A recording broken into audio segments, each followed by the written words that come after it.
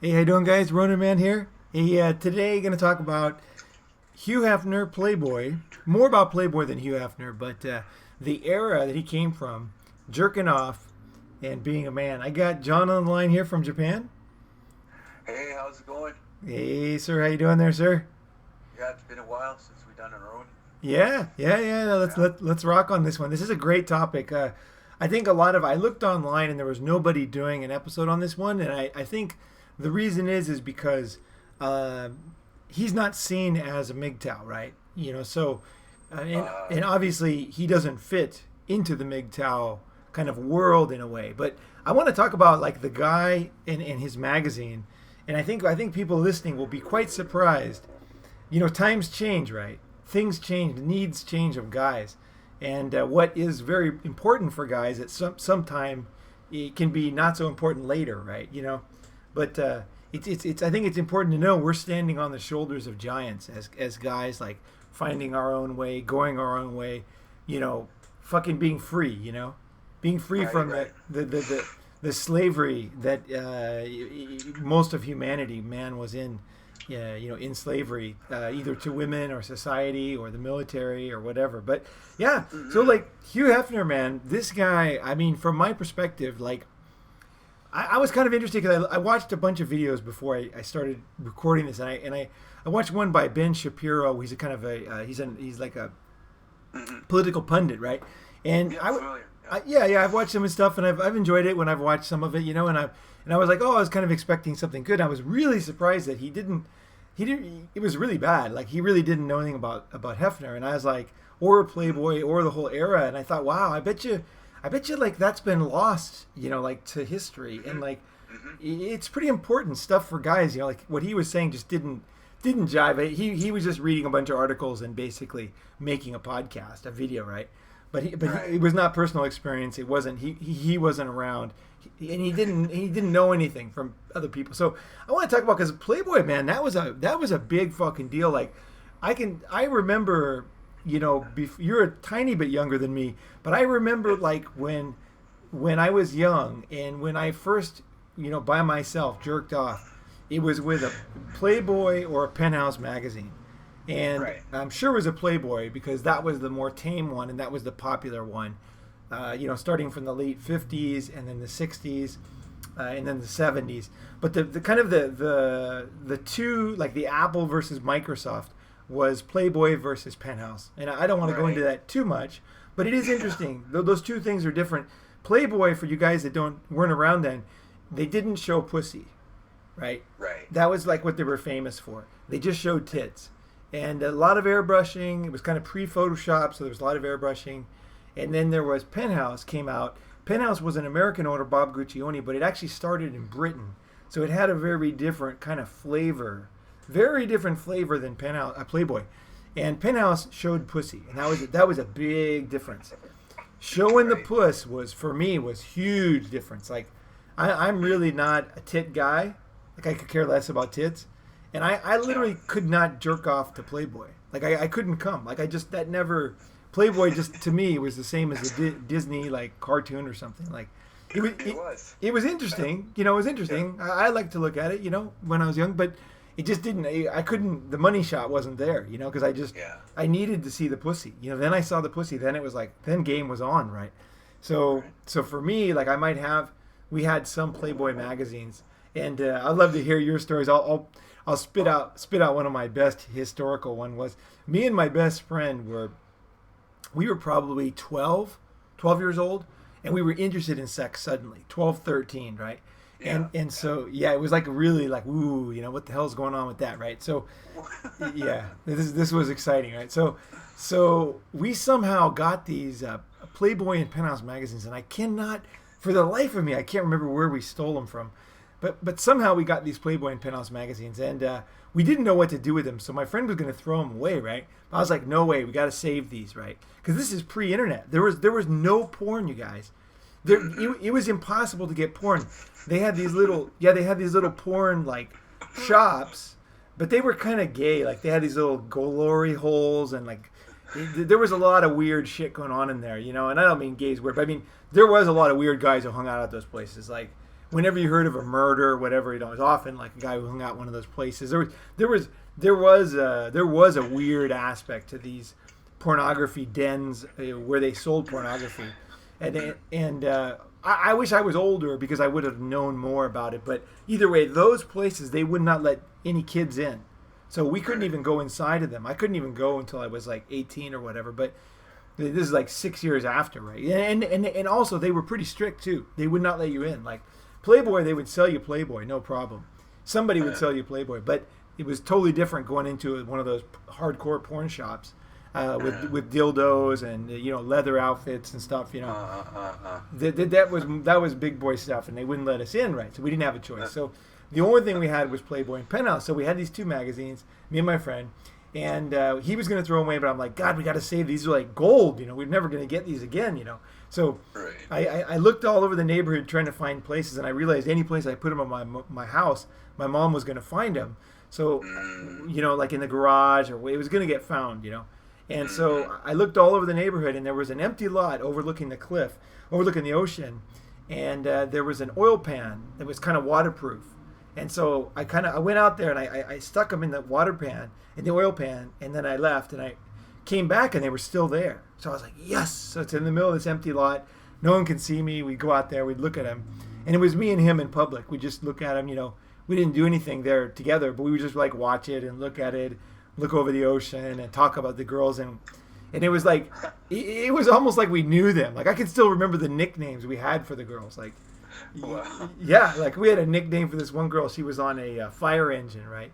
And we were 12, right? So my friend said "light on fire" or something, and so that was like our nickname for her, right? And so "light on fire," And, so... It's like Beavis and Butthead. Totally Beavis and Butthead, man. Totally. That was one of my favorite cartoons, I could relate to that so much.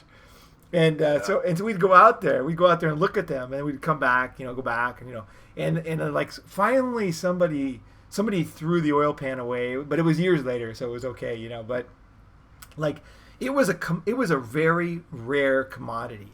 You could not get things to jerk off with back then. Especially if you were young, So Playboy magazine, man, even though, I was not a tit man, it was still very important for me. And as a guy, now knowing what I know now, like it's super important to keep the pipes clean and keep things moving, keep your body, don't let your body like rust out and fucking stop working right. So yeah, you got to keep the shit moving, man. It's like a cow. You got to milk that you make sure that you keep shit going, Your blood, your fucking sperm, your everything, your whole body, your physical body is important, right? So and that's a big part of it, right? And so I can tell you that as a man, I have an enormous gratitude for this guy because I was sexually active back then, even at 12, but it was very few and far between and hard to find, right? It wasn't like. It was really a big deal, to get a blowjob. Like, that was a huge deal. Like, man, I tell you, holy crap, that was like amazing, right? So, but the magazines were there. You could just go look at them, right? So, yeah, I wonder how many other guys remember the names of the guys or remember the details. It was like it was almost like a real person in my life, those people and those girls in those magazines, And what I really hate is I hear people like talking about what porn does to you, and but they're not saying from a guy's perspective. They're not saying like, or they're fucked up guys, right? For me, like porn was, I felt like almost like I was in love with them in a way. You know what I mean? Like I wanted to marry them or something. You know what I mean?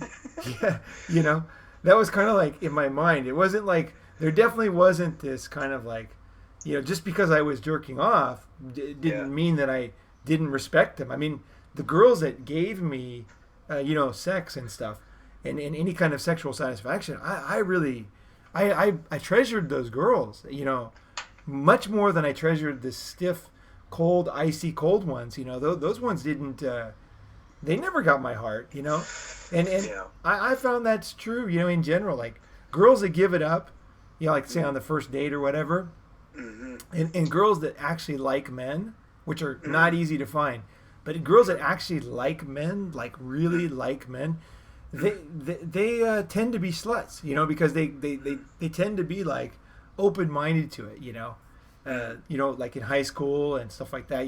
I look totally differently at so many things, you know, after having experience. The word slut is only a term of endearment for me. If I call a girl a slut, it means that I like her.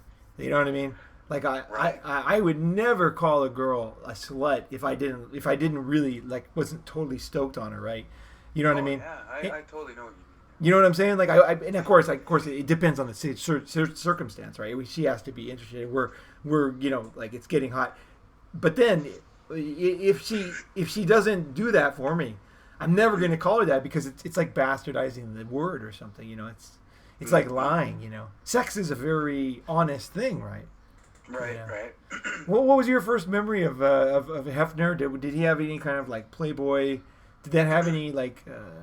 Well, there's a little difference. Like I'm kind of sort of trying to imagine like your story because you Talk grew up on loud. the Talk West loud. Coast. Yeah. You grew up on the West Coast, right? Yeah. So I'm trying to imagine your story, and my story's similar, but the deal with getting hold of magazines was you'd have to go to a corner store, right? Okay. And the guys that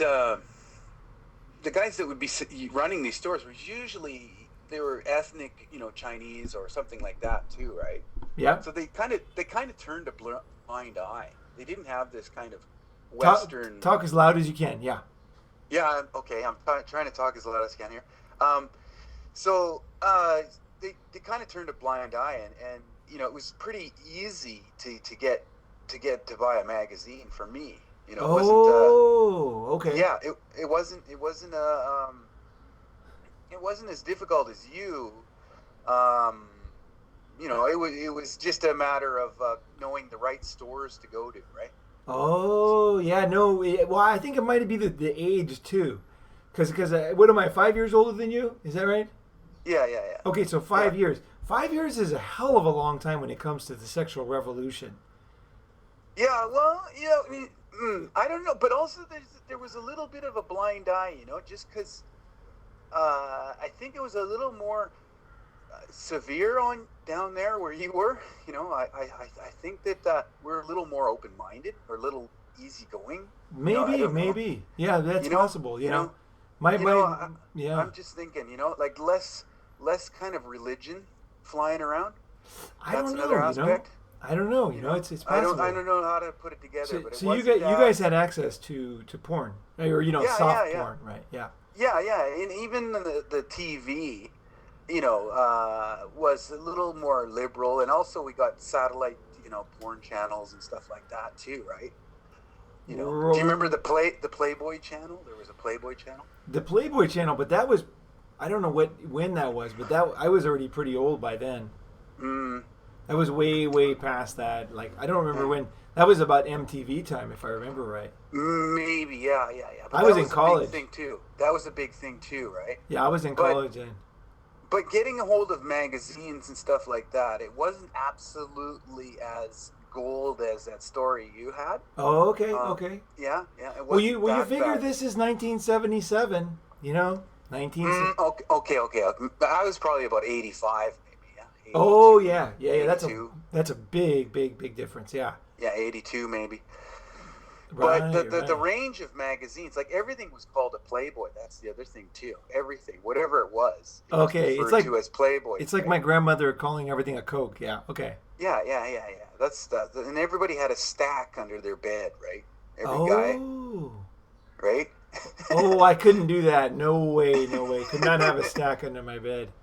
I think we were a little bit more open-minded, but still there was that guilt, like you had to throw it away because your mom's going to find out, or somebody, your brother's going to steal it or something, right?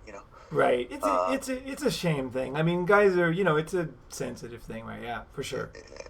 Yeah. So those are some of the memories. And then I remember, just about anywhere I worked, like as I got older, as a teenager, I worked as a security guard, and I remember there was, like, you open up the drawer, there'd be a stack, like from 1977 all the way up to 1990 or whatever it was, right? So Right.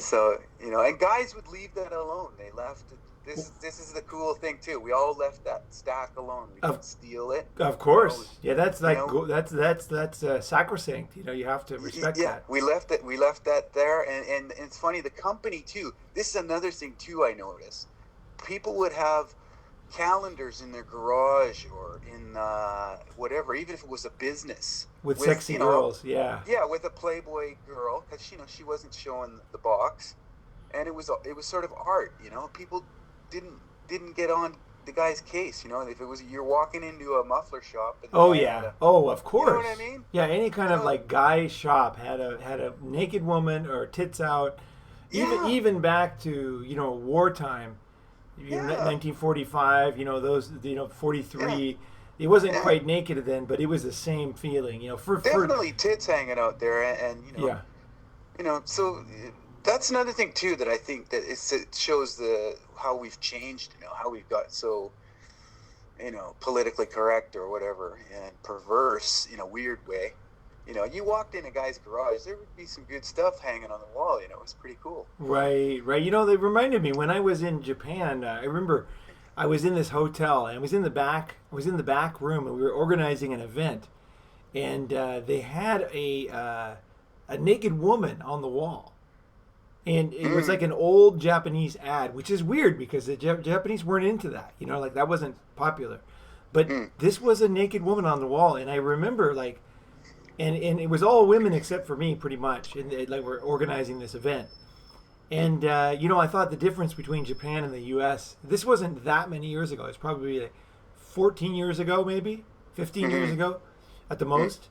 And they had this naked woman and it was pretty erotic, right? And the girl, the organizer, the main one, she just basically blew it off. She was like, it was right behind her, like she's making this speech to us, and then it's right there. Everybody was looking at it, because, and I thought, well, that's different. And the other comment, while you're talking, it made me think is, whenever I found like a stack of a guy's, what he had accumulated, that was always very, very interesting because you could learn a lot about sex by seeing those different stacks because everybody had a different flavor of what they were into, I remember I found a stack of Japanese magazines in the bathroom once. Somebody had left a whole stack of old Japanese porn in a public bathroom in Shinjuku. And it was a huge stack, and he obviously had left it for someone to take. And so I took it, and I got it in my bag, or I got bags, and I took it home, and it was just gold. It was, when I left Japan, it was like really a snapshot of an era long gone. It was like 1970s, 1980s porn in Japan. I really wish I would have kept it, but yeah, I remember that. You're like that reverence thing, and also the disgust too, because my friend was a minister, right? He was a youth minister, and I used to go to his house in high school because I used to. I've talked about this before. I used to go to church in high school, and so I was believed in Jesus and everything. Right? I was fully into it, right? And so either way, so this guy that was a member of the church had given a discount to any youth minister who lives in the house because they couldn't afford to rent an apartment where we lived. It was too expensive. And so this guy would give a discount to any youth minister. And so I had known some of the ex-youth ministers, right? And then finally my friend takes over, and so I used to go to his house all the time. And we found a huge stack of gay pornography. In his house, and I'm talking like really hardcore stuff, like stuff you can't even hard to find on the internet, stuff like this, this was like seriously hardcore stuff, and the thing, and it was obvious why he was giving a discount to the youth minister, right, to stay in his empty room, right? He was extremely in the closet, and. So, when you saw somebody's, stack or whatever, it was always like, whoa, it was, it was all, you learned a lot. You had to really look at it and understand different. It's kind of looking at the browser history on your computer, right? Right. It's a real window into the soul of somebody, back then, But okay. let me go. I just want to go a couple of these articles here. We got Hugh Hefner. There's one article that's really pathetic. I just want to rip it apart real quick. Hugh Hefner. Let's see, what does it say here? I'm kind of reading this sideways. Leaves behind a legacy of sexual exploitation and a public health crisis. And they've got a picture. God. I know. They've got a picture. I don't know what the public health crisis is, but the first thing they have here is pornography use shrinks brain. And so there's a 2014 study. So I just want to real quick kind of get people used to reading articles and picking them apart real quickly, right? First thing I would say is if you see a study that something as ubiquitous, as common as porn, makes your brain smaller, if this was the case, either the article is brand new, came out last night, right? If you haven't heard of it before, or it's just some bullshit. Usually it's some bullshit, study that's not even statistically valid, right? Generally, if something's this controversial, you're going to have a lot of people writing about it, and it generally has a whole news cycle where it explodes all across all the magazines, right? So either way, I saw this 2014 study, so you guys don't have to do this. I clicked on it, I read the study, and there's 240 million people, something like that in the U.S., right? And they only studied 64 people. Right? So this study, supposedly 64 people, and God knows how they chose them. They didn't mention, it's like, 64 people. Like, what does that, like, statistically, that just means nothing. It just means, that means I could go down the street and I could interview 64 people driving down the road and ask them if they own a car. And pretty much all of them are going to own a car because they're driving down the fucking road, right? So how you choose people and the number of people you interview greatly influences, and so just you have to look at this stuff. Like there's no study. I looked online. If you can find something, please add it to the discussion. I don't mind being wrong. I just have never seen it. But this is the kind of claims people make when someone dies. Like all of a sudden, yeah, I read one. He's a child pornographer, and I went into the interview, and actually, all that had happened is in his magazine in the 1970s. Okay, in the sexual revolution, they had reviewed some book that was about sex or whatever, like all kinds of ages, or it was like the if you look at the title, the clickbait title, it looks like, oh my God, I like, for me, I wanted to read it too. I'm like, oh my gosh, if Hefner's into this, I want to change the podcast, right? But then, yeah, totally, right. So then I read it, and I'm like, wait, there was one review of one book, and it was, it was like, it was a study. I mean, come on, like, it's just like, it's amazing what people pin on people after they die, or when they're trying to discredit them. Okay, so here's the next one. Pornography is linked to increased sexual violence. Now this one, there's a meta-analysis, blah blah blah study, but I gotta say that this one is so full of shit. It's hard to actually, it's hard to even like grasp, because the thing is after the 70s, after the sexual revolution, it became very easy to report sexual abuse. It was kind of it was one of the big things in the 70s and 80s. Was breaking open this, the priests, the Catholic priests, everything busted open. Everybody started talking about things. Yeah. In fact, there was like huge scandals that were not even true, where they indoctrinated children and they led them with questions, and people went to jail. And it was often women too. They were running schools. There was a really famous case. I can't remember the name right now, but it was really sad because they was early, in this whole thing, and they kind of led the children into answering questions, and this poor lady went to jail for like a long time, ruined her family, ruined her business, so like it's just insane. Like it's fucking, it's just crazy how same stuff went on in Canada too with the Catholic Church. Right. So basically it all busted open. So I want to find the chart here. Let's see, where is it? There's the study. Where is it? Okay, so here is there's a graph here, and it has the 5-year analysis average of sexual assaults from 1993 to 2014, and it is just dropping like a stone, from 70 million down to less than 30 million, right? And now these are reported sexual assaults are dropping like a stone. since this is just since '93, right? But if you look at the older charts, it's been dropping. Basically, since society has gotten more civilized, it's been dropping, right? And this, in spite of the fact that it's become much easier to report a sexual crime, right? So we're having reporting of crimes that never happened before, and we're having a drop in reported crimes. So that tells you that it's really, really dropping. Like sexual assault is just dropping like a stone in Western society. Right. So I don't know about an Islamic society, and there's been a lot of actually news about this, so you can read about the actual statistics, but sexual assault by males on women is just dropping like a stone, and it's been dropping for decades, and no one talks about it, but this is the truth. And that despite the fact that it's much easier and much, like it's you don't have to worry about your reputation anymore.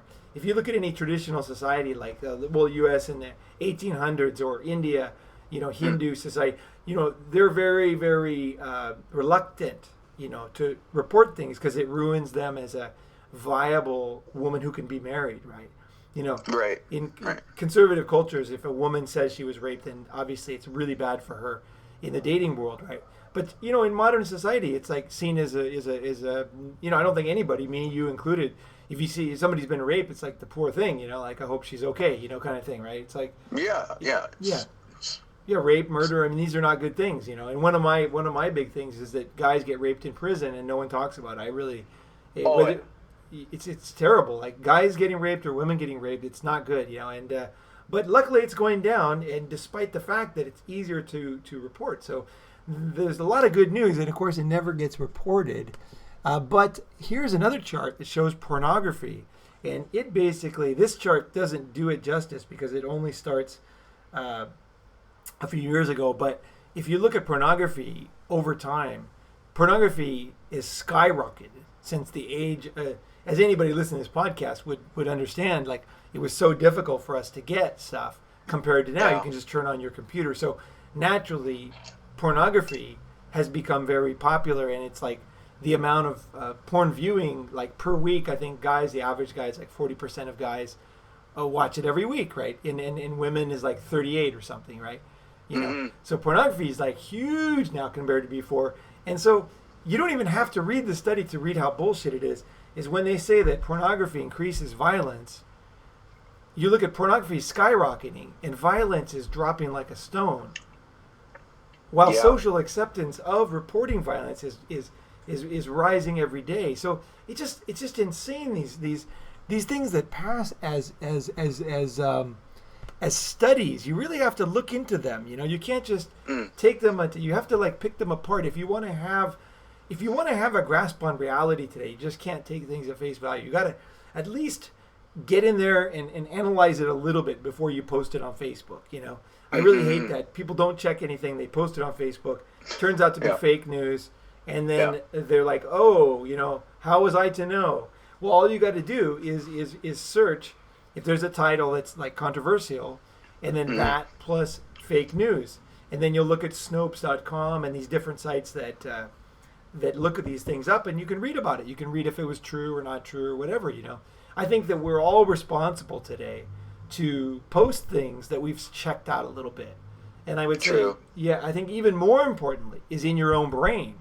Is when you put things in your brain, when you let yourself think something, you're that's no joke. Letting you think that Hugh Hefner is causing sexual violence to skyrocket when it's actually the opposite is happening. It's really not good for your brain. I mean, we want to be closer to reality, whether reality is beautiful or ugly or whatever, like closer to the truth, closer to reality every day. At least I do. That's the premise, right? You got to look at the premise. Like, remember how I'm sure a lot of our listeners did have talk loud. I'm sure a lot of our listeners had a college education, right? Didn't they learn how to pull apart an argument? To me, to be able to think critically is it's just a given, right? But I think we're losing that. That's the thing. We're losing the ability to pull something apart and to be able to discuss something without caring of if we're going to offend somebody. That's another one too, right? Like, you know, you got to be able to pull something apart and just let it be. Well, that's one thing I think I have a lot of hope for MGTOW. One of the big reasons why I'm involved in the movement is because it's like, well, whether they call it a movement or whatever, it's a group of guys with a certain consciousness. I think that I think the MGTOW guys are ballsy enough to basically handle being wrong and to be able to change and to be able to adjust, and also intelligent enough to see, you know, to use the techniques that we're talking about, like researching things before you post, right? You know, checking things before, you know, studying, learning. You know, this is like, I think MGTOW guys, I really think that there's an open-mindedness. I mean, if you look at science in general, you know, it basically came mostly from men, and that diligence and that desire to seek the truth is something that is inside of men. And sometimes we have to wake it up because modern society, a lot of guys have lost that. But I think the guys that are on this channel, they really are like open and listening, and you know what I mean. That's I love that. You know, instead of ad hominems just attacking a person's character, you know, being able to discuss something like Playboy magazine or porn or whatever it is, rape or all these, you know, issues, and not you know, be able to throw it out there and not get you know, vicious towards each other, but leave the argument for as it is. Yeah, I think the key thing is to analyze the argument. You need to, you know, be thinking rationally. So if you get super angry when you're having a traffic accident, it's very difficult to think straight, right? You know, so that's the reason why it's so important, is to keep your emotions in control and to look, to realize you're wrong, you know, to realize you're wrong a lot. Like I'm wrong a lot, you know, so it's really important for me, you know, to always have an open mind, and that people comment on the channel, and often they comment on something and it's like, I had never thought about that, or I didn't know that. That's very important information. Thank you very much for correcting me, right? It's like, it's that's one of the advantages of making content public, is that when you're wrong, you have listeners or people who will like correct you. And I think that's like gold. That's like, there's nothing like that. It's like having a mentor or a teacher or you know, like a group of wise men or something. I really... Well, that's the traditional method, is that the teacher or the person, the wise man or whatever, would throw it out there and prove me wrong or prove me right. You know, right? Go look for yourself, seek the information, and come back to me. Prove me wrong and prove me right. Sure. Because I could be fooling you. I could be purposely trying to lie to you to get you to prove me wrong or right. Yeah, so. Yeah. No, I really feel like there's a lot of room in the MGTOW discussions for different truth-related things, like figuring life out. I think there's, you know, figuring life out, understanding life, and being close to reality allows you to make better decisions, more money, have more freedom, have better friends, live in a better place, enjoy your life more, you know, because we all have weaknesses, right? We all have the Achilles heel, right? Oh, yeah. And so we need other men to be there, you know, because we're never going to be perfect, right? That's the other thing, is like, none of us are ever going to be perfect. So we need somebody who can step in and say, hey, wait a second, you know, you're not seeing this, you know, let me bring this to your attention, because I know you well, and I just can see that you're not seeing this for whatever reason. Instead of saying, you stupid fuck, you idiot, you know, you fucking, you know, because people can be wrong sometimes, right? It's true, right? It's just, you know what I mean? But that doesn't mean when you're wrong doesn't mean there doesn't mean you're complete worthless. You got to hang yourself. It doesn't make any sense, you know. It's like, you don't need to insult the guy as a person, you know. Well, you can attack his argument, but you don't have to go on about all kinds of other things, you know. Well, it's not just that. It's inability to see where they're wrong, you know, because once you see that you're wrong a lot, it makes you much more hesitant to be, you know, just to really attack everybody, because you're like, wait a second, I might be wrong on this. Let me see. Here's what I think. Here's my experience, and here's what I learned from it. And sometimes it's painful, like, and someone will say, that's wrong, and you'll be like, your first reaction is like, fuck you, in your mind, right? But, Oh yeah. But then if you listen, sometimes whether they can, deliver the message well or not, they often have like some wisdom there. Like, I know a lot of things that I experience in my life. It doesn't mean that it's true. It just means that I experienced it, right? So it might not be true for everybody. It might not be generally true. It's something that I experienced, right? And so I tend to think, it happened to me, so it has to be real for everybody. It has to be general. But then someone says, that's not statistically, that's not the average thing that happens. It happened to you, so you're thinking that. But it's like, look at the world, look at other people, and I'm like, oh shit, okay, you're right. Like, I'm going to change that thinking. I was an outlier in that experience or whatever, right? So, like, it was interesting. I was at the gym, and I don't know if I talked about this. I've had the same workout for probably 20 years, about 20 years. And, I've been working out. I've literally been working out since, like, 1978, because I worked out in sixth grade. I was about sixth grade. I had a teacher, and he had weights, and we used to do it during lunch. But so I had a workout. I was very sure this was the best workout.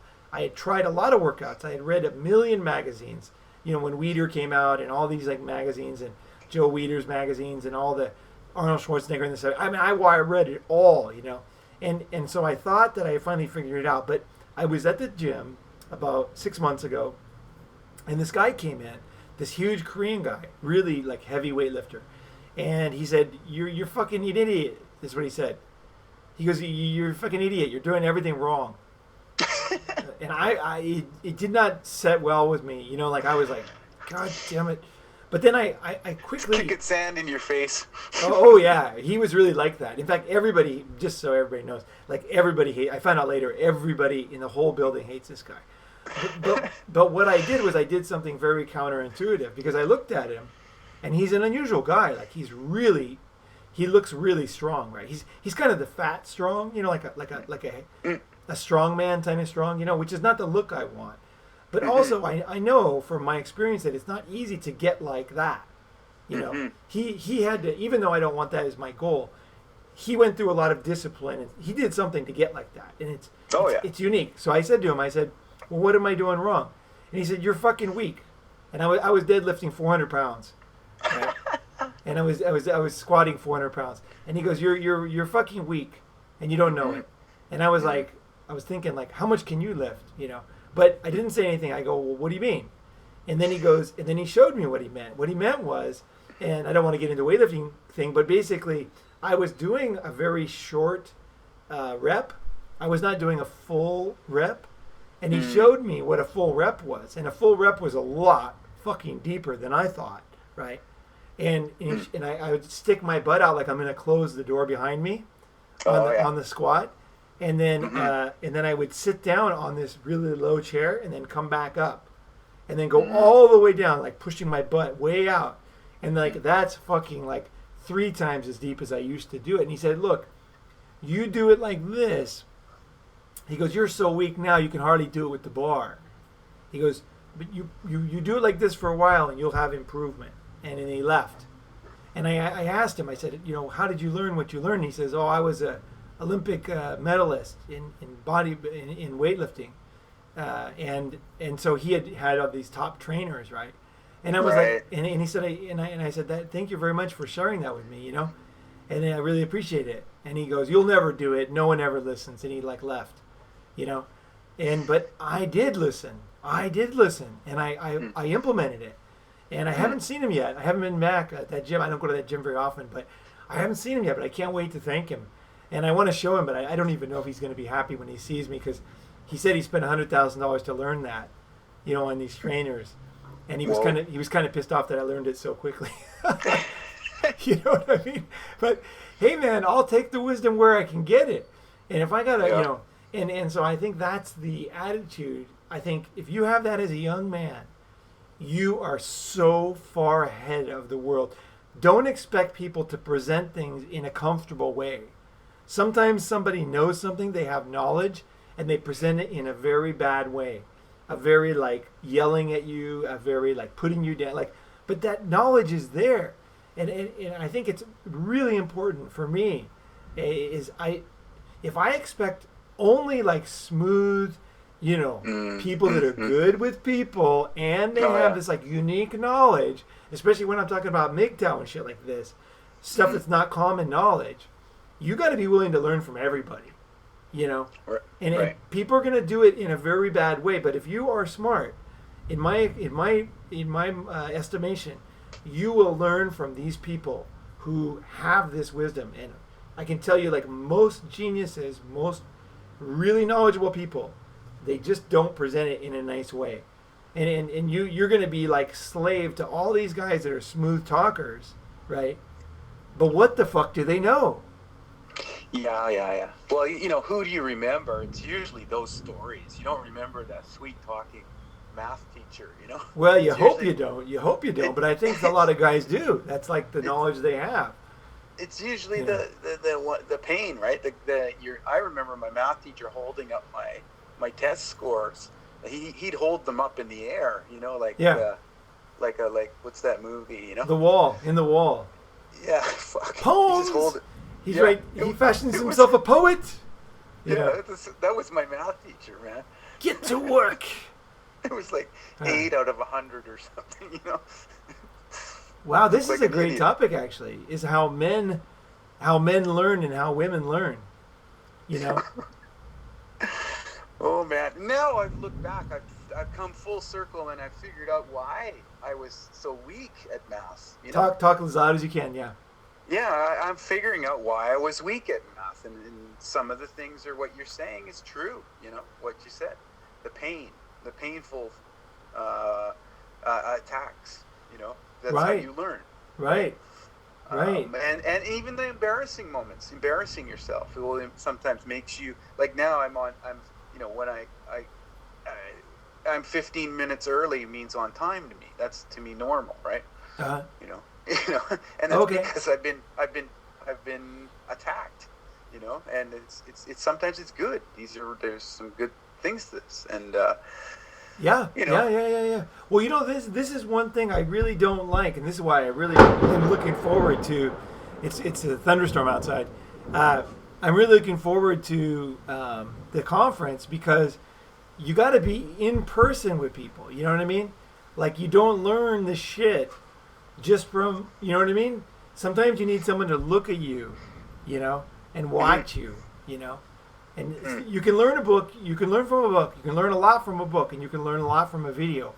But sometimes you just need someone to look at you like this Korean weightlifter, Mm-hmm. He looked at me, and he corrected me, and I listened, and it wasn't easy. Even thinking back now, it wasn't easy. But I can tell you this, I am so fucking grateful to that guy. Because I was on the wrong road. I was definitely on the wrong road, and I can tell you, just to finish the story, is my knee is so much stronger now because I destroyed it playing football, right? Right. My knee is so, you were over to help me. The guys on listening don't know.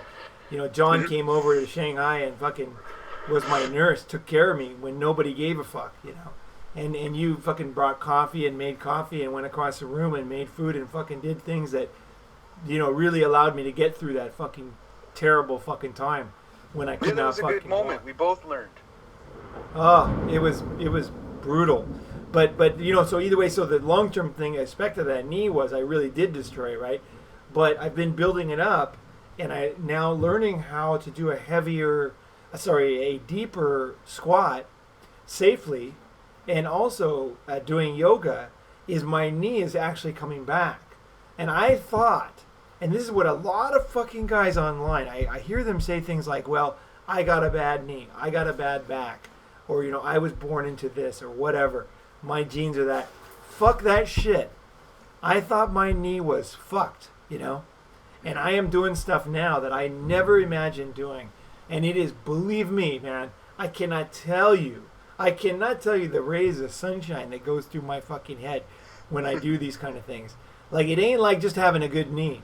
It's I overcame this thing, and also I overcame, kind of general consensus wisdom, Because most people will say, don't squat when you got a bad knee, Like, don't fucking do anything heavy, right? Just be a pussy. Just lay around all the time, right?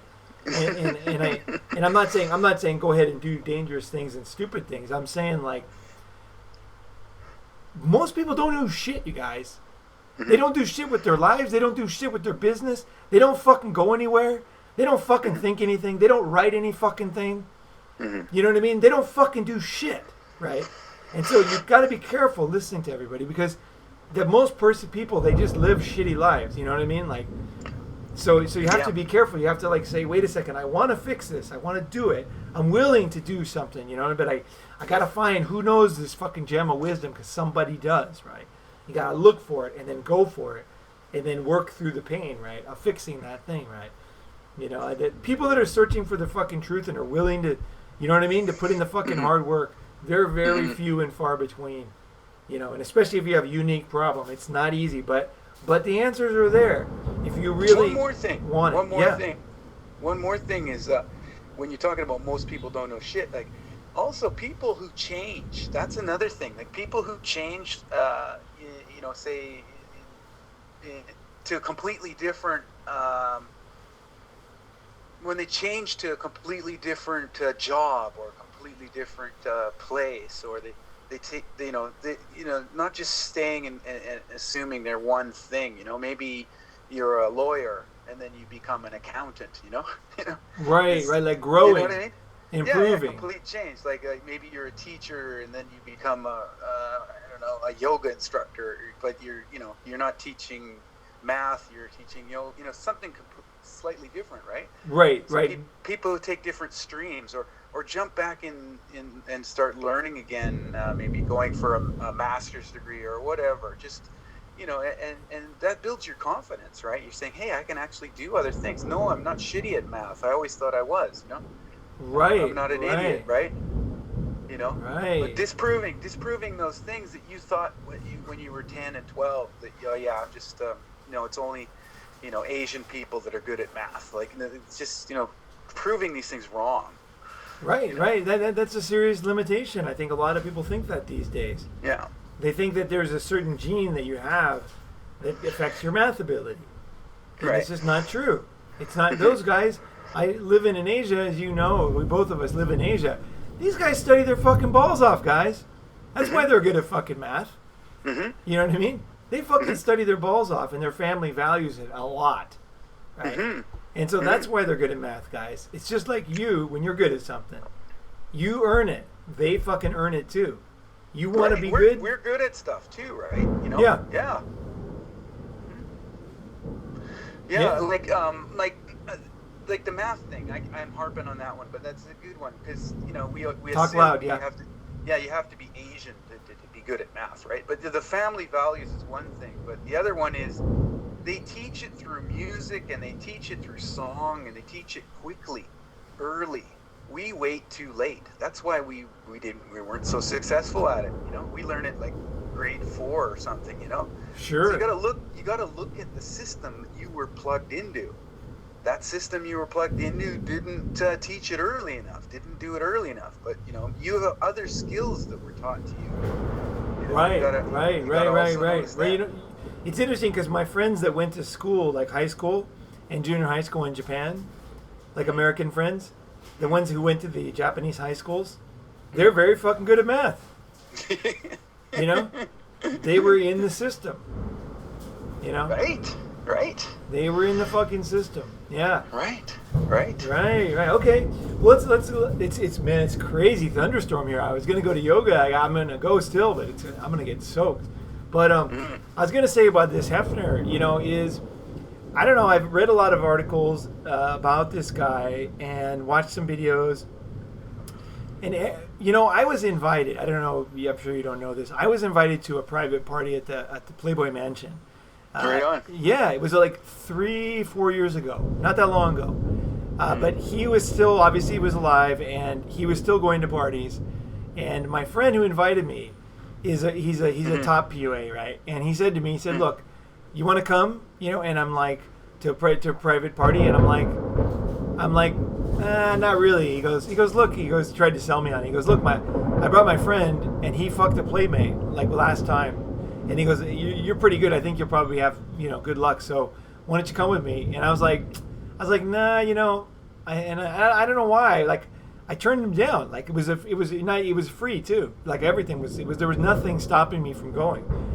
I had an invitation into the Playboy Mansion, into those private parties, and my friend, or somebody that I knew, had fucked a playmate there, and I still didn't want to go. And it just, I was surprised by my own answer because I was really vehement about it. I was like, no way, man, no fucking interest at all. So I told him, and he was like, okay, but I was like, no, zero.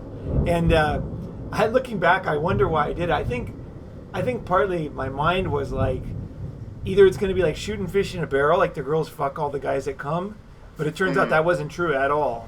Or I guess because there were white girls, which now I'm kind of interested in white girls again, but I wasn't at the time, and so I don't know what it was, but I just didn't want to go and fuck a playmate, which is funny, like it's but now I wish I would have gone because since then he passed away, the house is going to disintegrate, everything's going to go, everything's going to be new, but it's just not my thing. I don't like the fucking easy route. You know what I mean? Like, that's what I kind of assumed it was going to be. It was going to be like, I think I know you well enough. I think it's the hero worship. What's that? You're not into the hero worship. Oh, right. Yeah, no, I didn't even think about meeting Hefner. I didn't give a fuck. But maybe that would be somebody, they wouldn't, being a guy going there and celebrating another guy, it's kind of hard, Right, you're right. And he's old, right? So it's not like he's the young Hefner. He's this old guy with a smoking jacket, Yeah, to me, hero worship is kind of fake, and I'm going to do a podcast, A Fan of No Man, because that's me, man. Yeah, I'm a fan. Probably what it is. I'm a fan of no man. Like, no man is. I'm not a fan of anybody, and I don't want you to be a fan of me. If I say something brilliant, then I want that. I hope is that somebody will recognize that, and will really recognize that, and integrate that in their life, and have some gratitude. Right? That's totally cool. But being a fan, like, what the fuck is a fan? Like, that's what it's about. That's why you didn't go. It wasn't all these other things. I know you well enough. Right. I would have been like this sycophant just sitting there in the party, and he's walking around, and yeah. It's not you. Yeah. Wow, that's interesting. I didn't even know myself. No, you're right. That's probably the main reason. Yeah, because I have a lot of. You say the same thing about me. This is a good thing. This is why guys got to be together. We got to know each other because we don't know ourselves. Right. Because I thought because whatever you do, whatever I do is normal to me. So I just assume everybody else is like that, right? Right. But then when you hear other people, they say, "Oh, I would love to have a picture with Hefner and autograph picture." That would be, and like I'm like, why? Like, what the fuck would you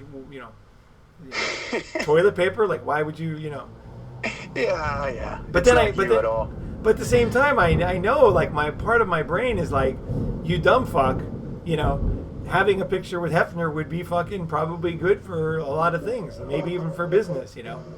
You're thinking on a different plane. That's different. Right. Yeah. You could leverage that, Yeah, that's different. It's a different mindset there. But at least it's good for something. You know what I mean? If you knew the guys, for 20 years, it's a different thing. But just dropping in there, that's not you. Yeah. Interesting. All right. Well, I just want to say, like, I don't know if you guys, I want to hear your closing thoughts on Hefner. To me, this guy was. Oh yeah, there's a couple of things he did people don't really realize. He started the Playboy Jazz Festival, which is like Herbie Hancock, Chick Corea, like, really Joni Mitchell, like serious fucking musicians. He had like all kinds of like awesome writers in his magazine. Like he really launched Fahrenheit 451. That movie book, and he was an essential guy. And I tell you, because my friend hung out at his house, and I learned a lot of stuff. He was, a lot of people not writing about this guy. One, he was very anti-drugs. Oh, he was fucking anti-drugs big time. I've never read it anywhere, but that guy was fucking major anti-drugs. If you even smoke weed at his house, you're the fuck out. And same with the girls. Oh yeah, your fucking weed is like heroin to him. You're fuck out. No weed, man. No coke, nothing. He was like seriously anti-drugs. Like that was one of his big things. That was one thing no one's talking about. The other thing is his magazine didn't show pussy as everybody talked about, or as I talked about earlier.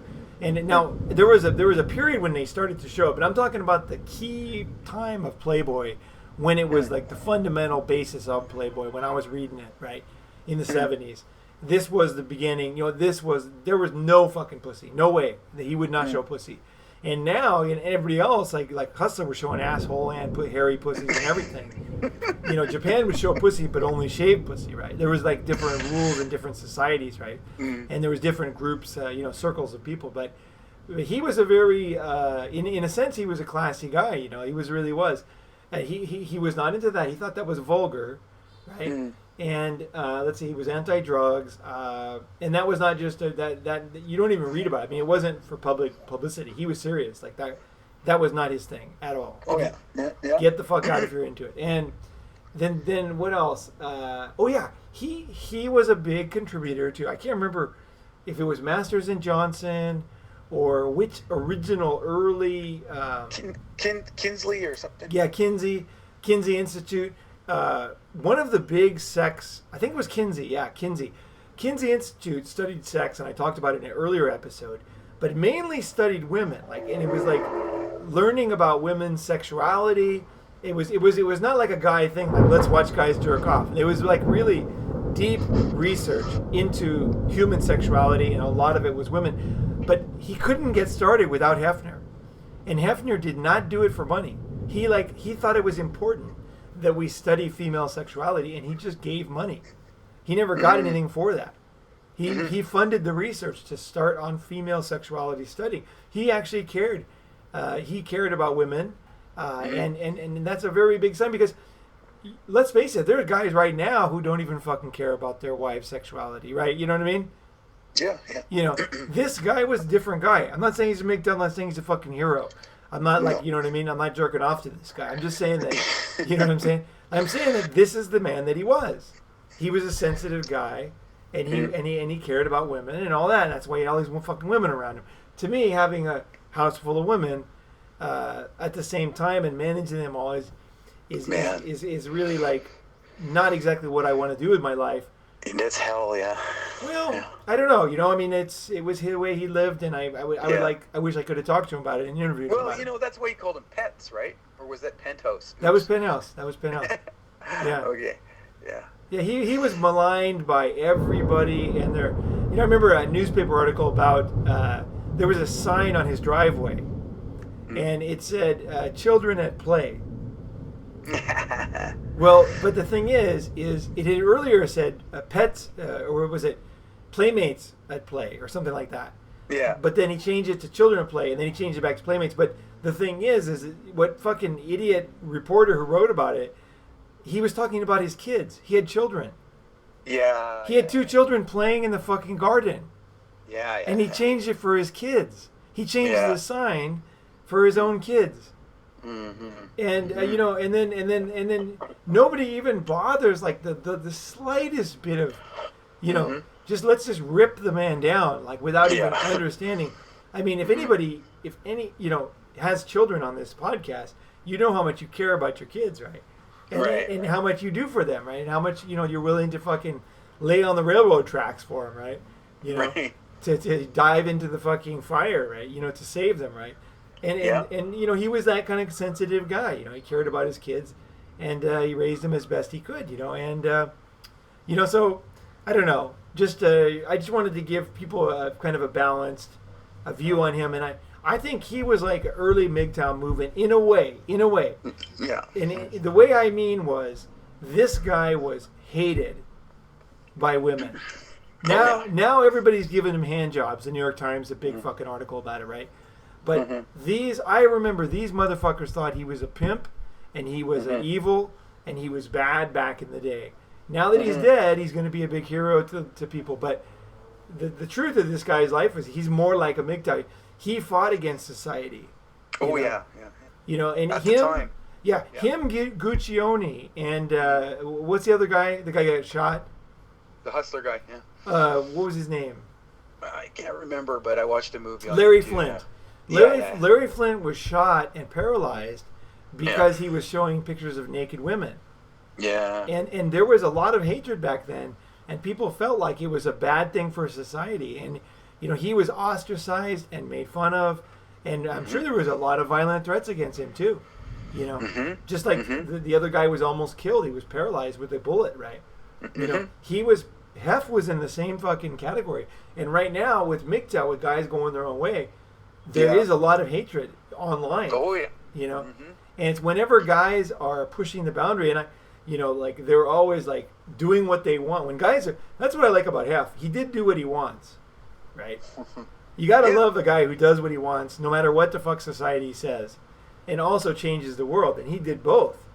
Yeah, I mean, well, he started a lot of guys' career. He launched Marilyn Monroe. I think that was the first issue. Oh yeah, he fucking launched.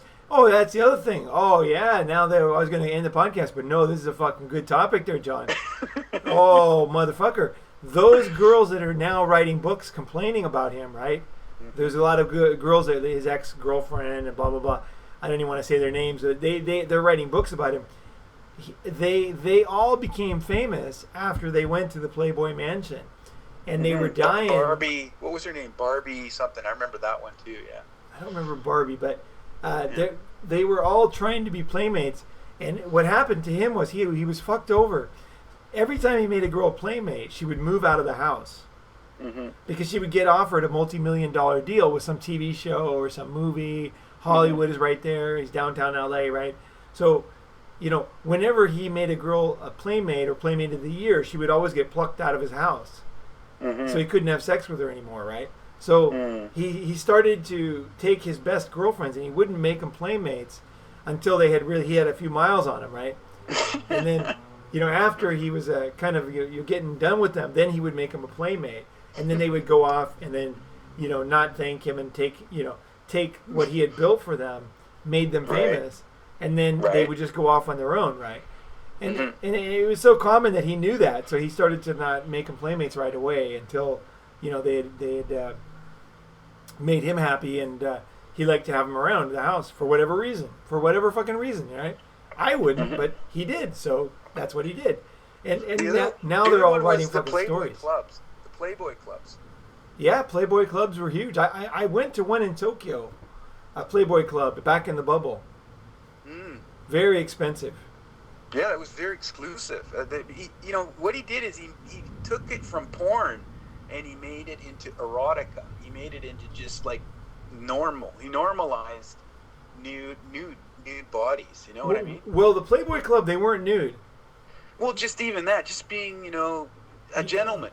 Yeah, the gentleman's club. That kind of thing. Yeah, the just so people know, the Playboy Club, they wore like a black kind of bikini thing, and then they wore these rabbit ears. And they were very cute too. They were hot. He only had hot ones at the Playboy Club I went to, smoking hot. And then that was the beginning. That was the idea that Hooters stole. Oh. Hooters definitely ripped off the Playboy Club because the Playboy Clubs closed, and then Hooters made like a more common version of it, like lowered standards, cheaper prices, hamburgers, no entry fee, no membership fee, family dining. Yeah, family dining, Coca-Cola instead of champagne, and really bastardized the whole concept, which is totally fine. I'm not anti-Hooters at all, but I'm also not a fucking fan of Hooters, and I'm not a fan of a lot of things that Hefner created either. I think part of the reason why I didn't go to the party is because I like to fucking meet girls on my own. Like, I got confidence. If I want to fucking get laid, I go fucking get a girl, right? It's not like, oh, I need to go to the Playboy Club. Like, why the fuck would I do that? There's a lot of guys there, and they're all hitting on these girls. I'd rather go out and pluck a fucking hot girl and fuck her in a stairwell, right? You know what I mean? Like, that's much more exciting for me, personally. Than shooting fish in a barrel, or like in Japan, you go fishing in these ponds that are full of fish, right? Stock full of fish. And, it's like these guys that go to the hunting game in Africa where they got the like the giraffe. Oh yeah. The giraffe tied to a tree and then you shoot it, right? Like this kind of fucking life just doesn't. No. It doesn't get me hot and heavy, right? I just don't like it. I don't understand it. In fact, I don't even think something is exciting unless you can die doing it. You know what I'm saying? Like skydiving. I've always thought it was like going to Starbucks. It's like it's not exciting at all. Like there's been hundreds of thousands of guys who've done it before you. Old ladies did it. You know what I mean? Everything's been planned out. Everything's been tried out. Now, if you jumped out the first time, right, or with a sheet or something, right, or you were trying to make your own those guys were out of control. Like that's fucking pretty fucking amazing, But once something becomes, Starbucks sized or Hooterized, it's like that ain't no adventure, you guys. Scuba diving's not a fucking adventure. Safari's not an adventure. Jumping out of an airplane is not an adventure. Rock climbing is not an adventure. Rock climbing without ropes in a place that no one's ever done before, that's fucking adventure. Or hey, riding your motorcycle with no hands. Yeah, or something like that. Like that could be easy if you're good at it. But I know what you're saying. Like it's like trying stuff that you've never done. I tried it. I wiped out. Oh, not good. That was a long time ago. But yeah, this is in our blood. We can't help ourselves. Yeah. Loving adventure and fucking wanting to check to find out what happens. So either way, this guy lived the way he wanted to live. I read a lot of stories. I guess we could end on this. Is that what he would do at the end was he was, of course he would take a lot of Viagra. He's 91 years old, but he still had sex. And what he would do was he would have his new girl come in, and then she would blow him or whatever. And then the other girls would all like make out with each other and do fake lesbian stuff. But apparently he was really deaf in one ear, so the girls would talk shit about him if they were on that side of him, And then he would fuck the girl in the middle, right? And it was all to get him excited, and that was what he did. And it was like a set time. It was like Sunday and Wednesday and Sunday or something or whatever. He had 2 days a week, and that was it. It was a set thing. He did it the same every time, and that's the way he liked it. And I know a lot of guys are like that when it comes to their life. They do the same thing. They like to have the same steak. They like to have the same coffee. And I'm guessing, no personal experience here, I'm guessing a lot of guys, a lot of men like to have sex the same way. They like to do it a certain way on a certain day at a certain time, and that's the way they like to do things, right? And this is the kind of stuff guys get made fun of for by women, Yeah. But I mean, like, I'm not saying you should do that. I personally think you should break out a bit, and get out there and try new stuff, and it's good for you. But at the same time, I understand, like, a lot of guys, that's, we are just fucking creatures of habit, guys, and hey, man, don't let anybody fucking, don't let anybody make fun of you for being yourself. Like, be your fucking self. And if you are yourself 100%, like this guy here, you will find women who are attracted to that, who want to have sex with you. And of course, as a MGTOW, you're not looking for a girlfriend, you're not looking for a wife, but hey, it's nice to stick your dick in a pussy once in a while. You know what I mean? It's not a bad thing. There's nothing wrong with that. No, there's nothing wrong with coming all over a girl's face. You know what I mean? Like that's, yeah. Yeah, I mean, it's, you're just pollinizing. Right. But be careful about that. Be careful about that too. You don't have to pollinize. Yeah, you got to learn how to control that pollen. Yeah. That's that you practice. By the way, guys, listen, you practice that by stopping pissing in the middle of a stream and using that muscle to stop the piss, and then piss Kegel. again, and then stop. Yeah, the Kegel muscles. And then stop, and then piss, and then stop. And I don't mean like one drip. I mean like completely stop it. It's the term piss stop. Yeah, pit stop. Yeah, pit stop without the T. Right. Yeah, don't be a jackass and get some fucking girl pregnant in the club and then fucking have a baby and pretend like you guys love each other and fucking happily ever after lie, and then Jesus. Get on a plane. Get the fuck out. Yeah. Get the fuck out and come here. Come here for fucking the convention. That's what I can say. End this thing on. Come over. Let's hang out. We'll learn shit. We'll. Everybody's gonna improve, and I hope you can come, John. I hope you can make it. December 8th, 9th, and 10th. I know the timing's not great for you. It's not beautiful, but hey, maybe we could do a live feed at bare minimum. Oh, definitely. Fuck yeah. And we can have maybe somebody else do it with you, you know, so some other guys are on there asking you questions and stuff. That'd be fun. Yeah. That'd be fucking good. That would definitely be fucking good. Yeah, I'm into this. I'm into getting little, let's get this a little more current, you know. A live feed would be cool. Yeah, sounds good, man. Sounds good. All right, guys. Hey, thanks for listening. And we are going to sign off here. And let's see, where's my thing here? I always forget how to turn this thing off. All right, man. Hey, John, thanks for being on, man. That was fun. Yeah, it's good, and you kept us on the topic, so we can go all over the place. Yeah, it was good. All right, have a good Sunday, and thanks, guys, for watching. Thanks for liking, subscribing, fucking all your awesome comments, dude. You guys are awesome. Like, really, thank you so much.